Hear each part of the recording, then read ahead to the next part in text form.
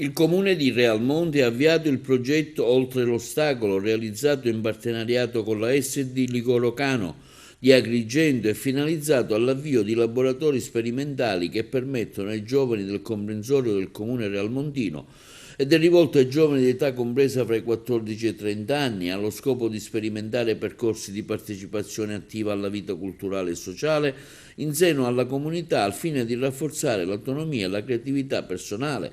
stimolare la condivisione e lo scambio di idee per diventare parte attiva dei processi di crescita e decisionali del territorio. Il progetto ha la durata di 12 mesi, è finanziato con risorse del Fondo per le politiche giovanili 2019-2020 dal Dipartimento regionale della famiglia, attraverso il connubio sport, cultura e partecipazione alla base dell'idea progettuale. I giovani possono accrescere le loro competenze trasversali, potenziare la loro capacità di adattamento, di confronto critico, rafforzare le motivazioni personali, acquisire la consapevolezza dell'importanza di essere cittadini attivi, autonomi e consapevoli.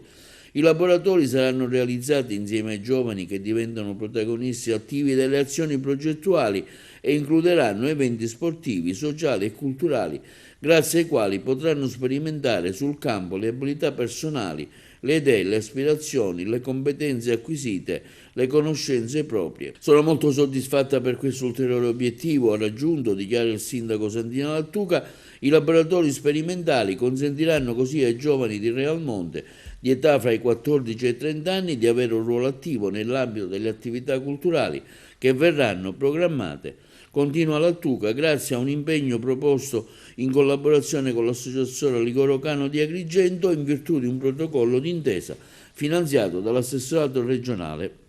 Mettere al centro i ragazzi con i valori della bellezza, della cultura, della legalità e del rispetto dell'ambiente per noi significa costruire, conclude il sindaco di Realmonte, un futuro migliore.